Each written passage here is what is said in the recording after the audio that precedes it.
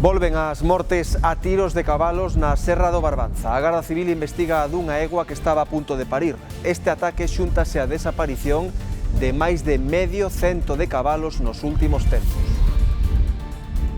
Non me parece lógico isto, Non me parece lógico que xente mate os cabalos a disparos. Vai ta moral ao chan. Desde desmoreitada, ademais, vela egua, vela con disparo, ves a cría que estaba próxima a parto, ves a cría abocada por atrás, e caiche alma ao suelo.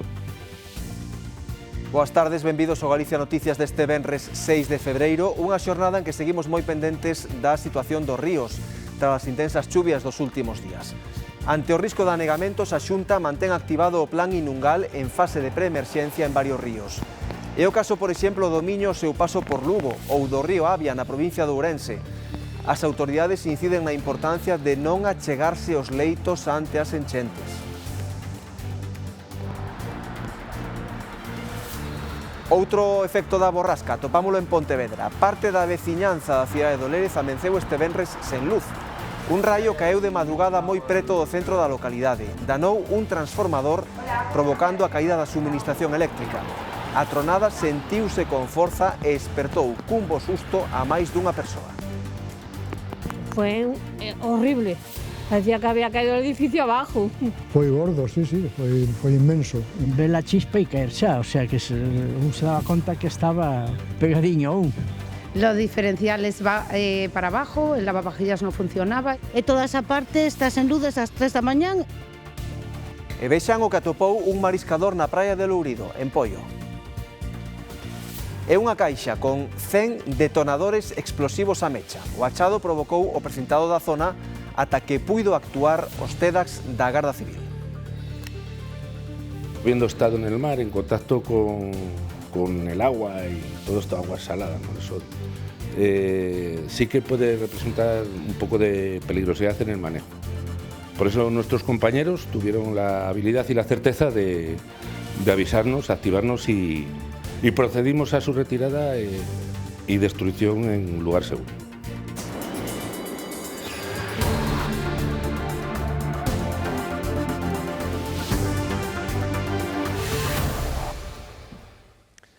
Primeira parada do Galicia de hoxe, nos ríos, non queda outra. Sabela, como está o Miño aí ao seu paso por Lugo, por favor?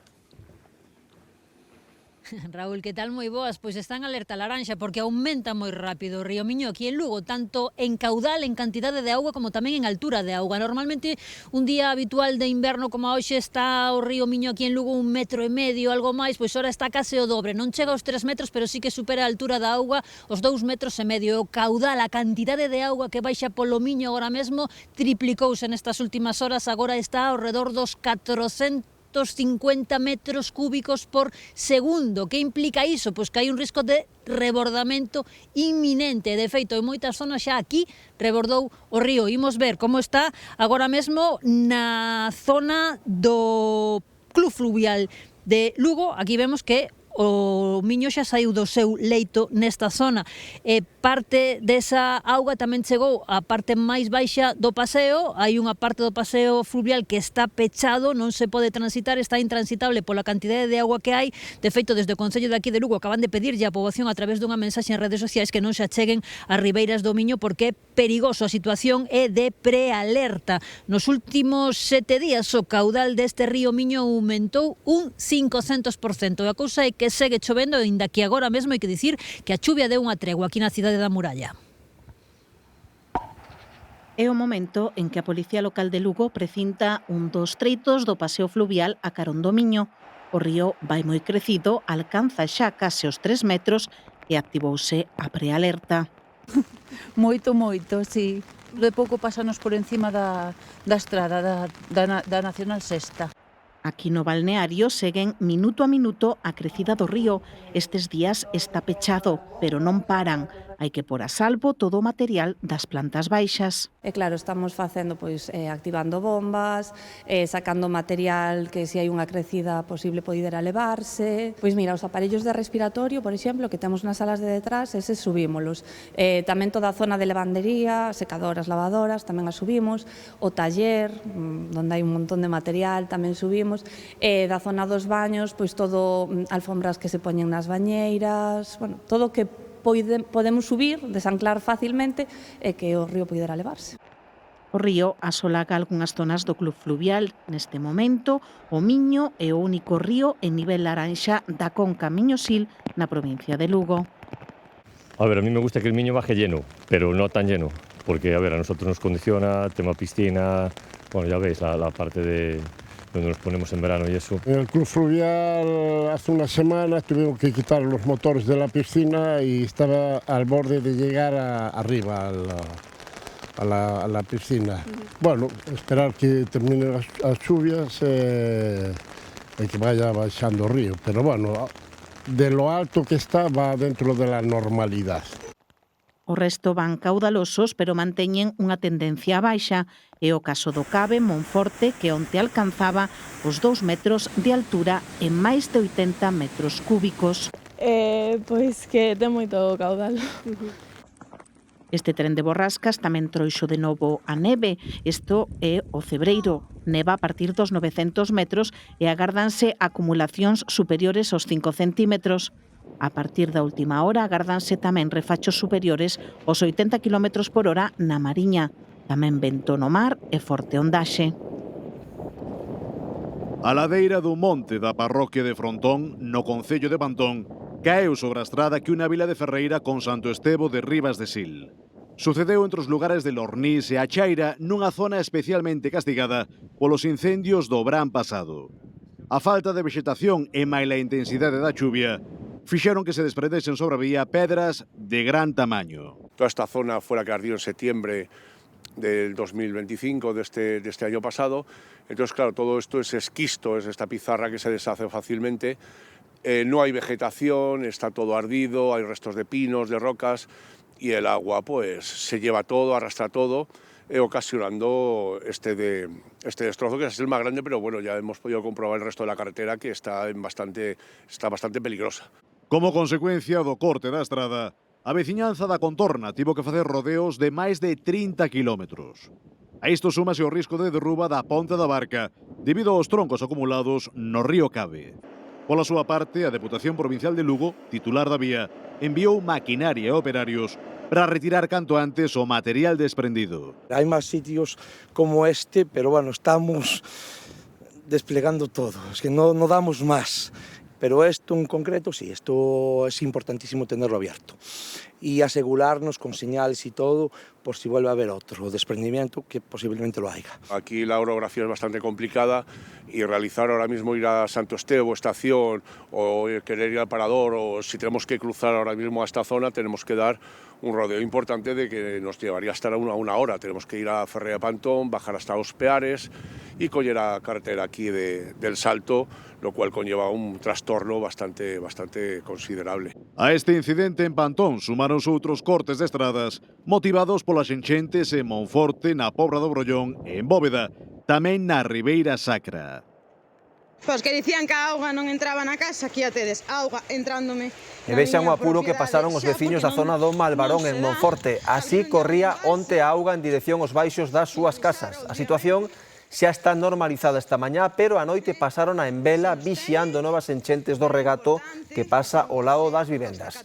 Queixanse de que este canal, seco no verán, recolle a auga sobrante do encoro de Vilasouto e que os asolagamentos se reproducen cando abren as comportas e non nos avisan para estar precavidos e tomar medidas.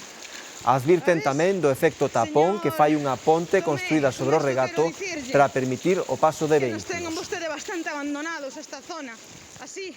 Na montaña e no sur da provincia de Ourense hai aviso amarelo por acumulacións de neve de ata 5 centímetros por riba dos 900 metros, pero o que máis me preocupa segue sendo a situación dos ríos. Aínda continúan no limiar vermello o Miño e o Támega. O Limia está en alerta laranxa e a terra non pode chupar máis auga, o que provocou o anegamento de varias casas de Porqueira e Sandías. Coa auga polos nocellos está Carlos dentro da casa onde vive na Lavandeira. O baixo está completo, baño, cociña, todo. O sea que é imposible poder vivir así. Entón a auga está dormitorio. Sí, dormitorio, o sea, todo. Non é o único afectado e é que as rúas desta aldea do concello de Sandiás están anegadas. Nunca jamás entrará aquí para nada.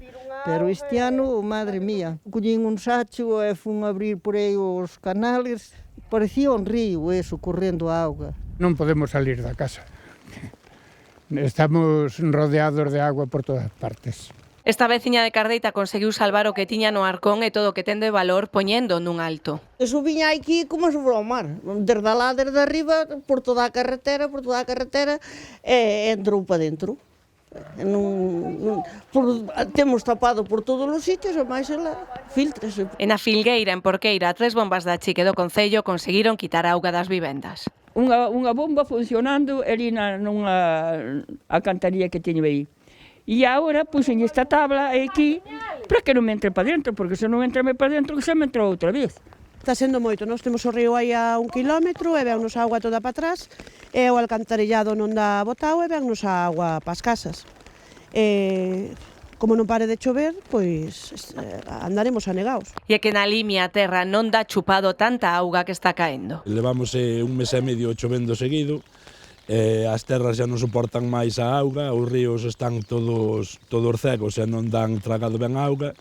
Puente Linares, na estación que hai ali de medición do caudal do río Limia, pois está en nivel de alerta laranxa e a cota de auga estaba en 1,97 m. Está o río desbordado, desde o ano 96 non se acorda que levara este caudal de auga. Hombre, chover, chove noite e día, a ver cando Dios acorda de nós. Nos últimos 11 días caeron 300 litros por metro cadrado na cunca do Miñosil. A situación mellorou nos ríos Avia e Arnoia e Arestora está sacadando o pico na maioría dos ríos da demarcación.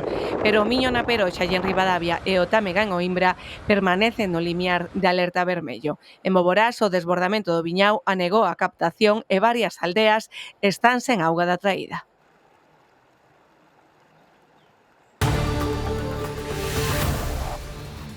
Queda unha tarde na que temos que falar de neve nas zonas de montaña. Hai aviso, acumulación de 5 centímetros, a cota nos 900. Seguiremos cos chubascos nesta tarde de venres, pero a fin de semana, a pesares de Marta, ven bastante de alivio. Un raio que caeu na cidade de Pontevedra de madrugada deixou sen suministración eléctrica centos e centos de persoas. Un grande estrondo que causou incidencias importantes. Patricia Barreiro.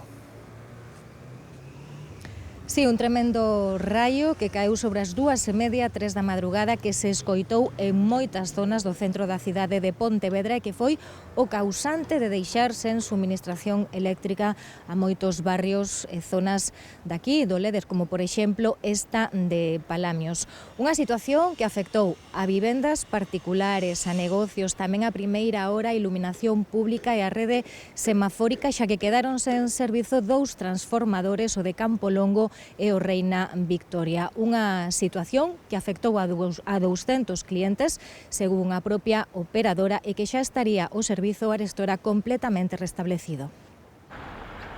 O causante de centos e centos de incidencias foi un raio que se escoitou e moito no centro de Pontevedra. Foi gordo, sí, foi inmenso.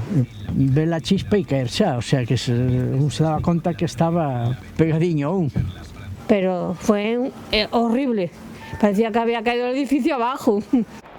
Coas primeiras luces do día os estragos eran ben visibles. Rúas como esta de Campo Longo sin iluminación pública, caída en moitos puntos da rede semafórica e vivendas e negocios en suministración eléctrica. Cuando llegamos a las 8 menos cuarto aquí al bar, teníamos los diferenciales para abajo, el lavavajillas no funcionaba y de hecho se nos ha estropeado una tele de atrás que voy a llamar al seguro ahora. O raio deixou sen servizo 2 transformadores, o Reina Victoria e tamén o de Campo Longo, afectando a moitas zonas do centro da cidade. Esta, da Ribeira do Gafos, foi das últimas en recuperarse. Conseguírono pasadas as 10 da mañá e tras máis de 7 horas en luz. Esta escola infantil, por exemplo, non puido traballar con normalidade ata ben entrada a mañá. Entonces avisé sobre las 6:30, 7 menos cuarto a todos los papás, diciéndoles lo que había, que no teníamos luz y que no podíamos funcionar e que estábamos intentando solucionarlo. O parecer, pois, afectou a unha fase que teño a nena no cole de Bambi e toda esa parte está sen luz desde as 3 da mañán e non veñen a solucionalo. Entón nos chamaron para que viñéramos a recoller os nenos. Segundo a operadora, a avaría estivo causada por este raio e afectou a máis de 200 clientes. O servizo DIN xa está restablecido por completo. Máis dun cento de raios detectáronse nas últimas 24 horas na nosa comunidade. A primeira hora desta mañá foi onde se deixaba sentir o maior número, sobre todo entre as 8 e as 9. Agora a situación está máis tranquila, pero a previsión é que aínda se resisten nas próximas horas chubascos, acompañados de treboadas, especialmente na fachada atlántica, nas provincias da Coruña e de Pontevedra. Novas xornadas en trens con orixe e destino Vigo por culpa do temporal. Ademais, Renfe tamén suspende hoxe o tráfico ferroviario na ruta entre Ourense, o Carballiño e Santiago. Alejandro. Sí, esta estación de Vigo foi hoxe un ir e vir de xente na procura de alternativas. Hoxe aquí confluen pois aqueles estudantes que queren regresar ás súas casas para pasar a fin de semana con aqueles que habitualmente collen o tren para ir a clase ou ir aos seus postos de traballo. Hoxe todos queixanse do mesmo, da falta de alternativas por parte de Renfe. Ata novo aviso permanecen suspendidas as frecuencias de ida e volta aquí a esta estación de Vigo Urzai, tamén a de Vigo Guixar, e como tiven comentaba Raúl, hoxe tamén incorporanse os trens rexionais que conectan Ourense, o Carballiño e Santiago de Compostela. Porque tiña que viaxar a Coruña hoxe, tiña a reserva feita desde fai 2 días ou así, e bueno, pois tuve que vir a buscar un autobús. Nada, este fin de semana tiña pensado a Coruña, non hai trenes, entonces teño que ir en bus, hai menos horario, tiña que vir con antelación porque non sabía se iba a haber moita cola ou non. Eu son estudiante, son coruñés, vivo aquí en Vigo, pola tarde teño que ir a traballar. Estou aquí ás 10 da mañana a ver se pillo un autobús porque non podo chegar tarde. Ben, pois despedimos a Leonardo, despedímolo con chubascos, con treboadas e tamén con neve, incluso con aviso, coidadiños estades nesas zonas de montaña porque ali a acumulación vai ser constante durante todo o día, sumando 5 centímetros, sobre todo nas montañas de Lugo e máis de Ourense. Incluso nas serras ao sur de Ourense serían 2 centímetros porque a cota vai quedar nos 900 metros. No litoral continuamos aínda co aviso laranxa, sobre todo ata o sábado a partir do mediodía, que xa falaríamos de aviso amarelo e só mar de fondo. E en canto ao estado do ceo, para a fin de semana, pois a pesares de ter a Marta que vai afectar de xeito importante de novo o sur da comunidade, a nos deixanos certo respiro. Teremos un sábado con bastante tranquilidade e o domingo incluso tamén ata a última hora, e será na provincia de Ourense onde agardaremos algo máis de precipitación. 4 anos e 2 meses de cadea, máis 6 anos sen carné de conducir. É a pena imposta ao condutor que causara un accidente mortal na Coruña na Noiteboa de 2020. Chocara co coche en que viaxaba un matrimonio que faleceu. Quedou probado que o home circulaba a case 125 km por hora nun treito limitado a 50 e que non freou ao ver o outro vehículo. Levouno por diante e arrastrouno varios metros co impacto. A muller faleceu no acto e o home poucas horas despois no hospital. A sentenza, que admite recurso, condena o responsable do sinistro por 2 delictos de homicidio imprudente e 1 de lesións. A propietaria deste estanco do Carballiño está desesperada. Roubaron esta semana e con esta xa van 8 veces nos últimos meses. Cando chegou onte o establecemento atopouse coa porta do negocio desfeita. Os ladróns escacharan o cristal e accederan ao interior. Levaron a caixa registradora e o tabaco. Aínda non se coñece o valor do subtraído, pero os danos son cuantiosos. A Policía Local ten en marcha unha investigación para tentar dar cos autores. En Poio, axentes dos TEDx retiraron unha caixa con 100 detonadores da praia de Lourido. Un mariscador atopou os artefactos entre os restos que deixou a marea. O mariscador que deu a voz de alarma buscaba meixas mortas polo temporal na praia da Cabeceira, en Lourido, pero acabou atopando algo aínda máis desacougante, unha caixa gris cunha advertencia: perigo explosivos. Nos percatamos de que se trata de una caja conteniendo 100 detonadores pirotécnicos en su interior que hay que destruir, que por sí solos no son un artefacto explosivo, pero sí que forman parte de un artefacto explosivo. O estar en contacto coa auga do mar, a súa manipulación era perigosa, así que os TEDx acordoaron a zona, retiraron a caixa e destruírona en sitio seguro. Descoñécese a orixe e o uso concreto dos detonadores, que poden ser empregados en obras canteiras ou técnicas ilegais de pesca. En todo caso, os feitos serven para recordar como proceder ante este tipo de achados. Cada vez que aparezca algo de esto, ya no solo detonadores, sino un artefacto de la pasada guerra civil o cualquier tipo de explosivo, esto nunca tocar, porque con el tiempo estos elementos pierden muchas propiedades y se desestabilizan. Entonces, a la hora de manipularlos, eso que parece algo inofensivo puede representar un peligro. A máis, é importante sinalizar a zona cun pau, afastarse e chamar o teléfono 062. Mais vale ser precavidos, por inofensivo ou antigo que poida aparecer o artefacto. Na Coruña, a Policía Local evitou a ocupación ilegal dunha casa grazas ao aviso dos propietarios. Reyes. Sí, segundo nos contou a propietaria, que tamén vive neste barrio de San Pedro de Visma, sospeitou de que alguén quería meterse a vivir na súa casa o ver aí fora varios colchóns amoreados. Daquela mesmo chamaron á policía e cando chegaron aquí os axentes, as persoas que supostamente ian ocupar de xeito ilegal a súa vivenda, dixéronlles que lle alugaran a un terceiro por 900 euros. A policía non os creu e finalmente conseguiu botalos sen que eles puxesen resistencia. Herminda volvía esta mañá á súa casa, na que xa non vive desde hai anos, para comprobar que seguía todo en orde, porque o mércores á noite intentaron ocupar ya. Chegaron os nenos do colegio e a abuela, como tendrá cosas tanto aquí la acera, tenían todos lleno aquí para meter dentro, non? Quixemos entrar, ca chave, e xa non pudemos entrar, tiñan a cerradura cambiada. Xa viña con a frejona a máis dous fulanos máis para acabar de limpiar, pero xa tiñan dentro. Pero vernos a nós aquí, seguiron para baixo. Sen perder tempo, alertaron á policía. Viñeron 4 ou 5 coches de policías. Que era a casa deles, que ya alquilaran non sei a quen, a un marroquí ou non sei que, por 900 euros. Os axentes pedíronlles que abrisen a porta, pero a chave coa que o intentaron non entraba na pechadura, así que non quedou outra que chamar un cerralleiro. A policía non se moveu daqui hasta que cargaron todo no coche, cargaron os colchóns que tiñan dentro, os soumieres, tiñan dentro ya todo lleno. Un veciño do edificio de enfrente nos dixo que sobre as 7 da tarde, pois que vera entrar uns colchóns e algo así. Pero claro, non se imaginaban que...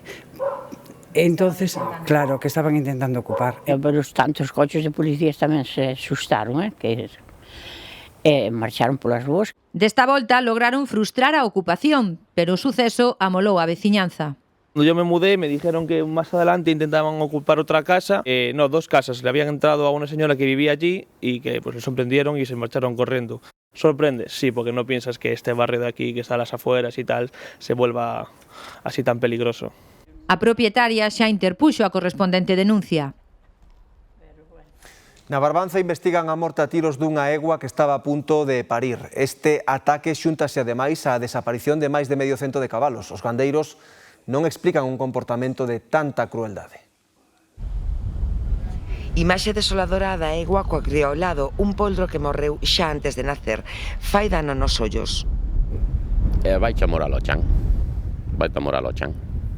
Que desmoralizada, ademais, vela a egua, vela con disparo, ves a cría que estaba próxima a parto, ves a cría abocada por atrás e caiche alma ao suelo. Buscan o responsable, buscan respostas, aínda que pouca explicación pode haber para esta barbarie. E mire, parece que estamos no oeste, non falamos de algo illado, non. Xa apareceron hai uns anos atrás, aí, bueno, neste mesmo monte apareceron 10 ou 12 cabalos mortos a tiros, en pleno monte, sin máis e na máis. Con este animal a quen queira que fora foi se llaman, pero na Serra da Barbanza levan meses xa perdendo reses. Sí, faltame 4 cabalos de pura raza galega, 4 ejos de vientre, preñadas tamén, próximas a parto ahora no mes de marzo en diante, e máis outra mestiza. Bastante diñeiro. E faltaron aquí algunhas reces, aquí no Monte do Barbanza, que aquí entre os meus compañeros faltan moitos animales aquí, e non sabemos para onde marchan, e non se collen huellas deles, ni nada. En total botaron en falta uns 60 cabalos en non moito tempo, demasiada perda económica e tamén golpe emocional para quen coida dos animais e do monte. Nada, de vender todo agora, disto vai se acabar, porque se faltan uns animalos no monte, depois vai haber incendios nada máis. Vai ser unha fauna salvaje isto. É a mellor desbrozadora natural que hai, se faltan os cabalos no monte, quedaría, non sei, en pouco tempo todo será matogueiras e que tal, de feito o monte onde pastan os animais é polo que se pode camiñar. A Garda Civil investiga se detrás hai un grupo organizado que roubou os animais para vendelos no mercado negro, xente que coñece o monte e que busca lucrarse. O asañamento con esta besta é outra historia. A cheminea dunha fábrica abandonada en Cambados veu abaixo, tal e como temían os veciños da zona. Por sorte non se produciron danos persoais nin materiais nas vivendas contiguas, pero agora reclaman a limpeza do predio porque a maleza invade as súas hortas. En Carnita e Moncho non lle quitaban ollo a cheminea da antiga fábrica de alimentos Arosa desde que o luns detectaran que a estrutura se inclinara máis e as fendas aumentaran de tamaño. Así advertían o mércores do risco de derrubamento da cheminea e o perigo que supoñía para eles. Xa hai tempo que estaba mal, pero agora está a caer de todo. E o día que caiga fai unha desgracia, a caña de toque. Pode coller personas, pode coller a casa, pode coller o que sea. E como se di popularmente, meu dito, meu feito. Onte ao mediodía a cheminea colapsou. Por sorte caeu dentro do predio da fábrica e non houbo danos persoais nin materiais nas propiedades contiguas. E como chovía tanto en ese momento, había temporal, dime que tormenta debeu de haber, dixo eu, tormenta? Iso foi a cheminea. Salgo correndo afora a chover pincando, miro para arriba, falta a cheminea. Bueno, o primeiro que fixen foi mirar aquí da horta se me pasara algo. E como vi en ese momento que aquí non había nada, unha casa dos veciños a preguntar, e foi unha de María Pilar, e díxome, en Carnita xa calleu todo, estades ben? E eu, sí. Díxome, non, aquí non pasou nada, calleu todo deles. A fábrica leva máis de 20 anos pechada en estado de abandono. Agora o que reclaman os veciños é que os propietarios limpen a parcela porque a maleza invade as súas hortas e con ela as ratas e outras bichería. Ao estar abandonado, entran as matorrales todos para a horta, hai que cortalos por onde de dentro, e estamos dando un traballo seguido por non limpiar eso. E ora piden aos amos que fagan unha limpieza, porque aquí todos son ratos, e hai que andar a botar, eu son maior e teño que andar a cortar as silvas en cima dunha escaleira, isto non é do medio dun pueblo, non se pode ter isto. Eles fagan o que queren, pero por menos que veñan a limpiar, non es que lle pido eso. Tamén agardan que se lle dé algún uso a este predio porque consideran que afea a contorna do centro histórico da vila.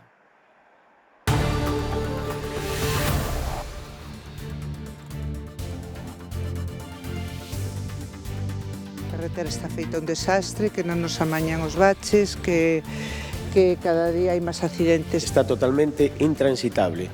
Cada día pasan menos coches porque teñen que coller a autovía porque por aquí é totalmente imposible pasar. Cada vez os buratos van a máis, o tempo tampouco axuda e, bueno, esta estrada está abandonada absolutamente.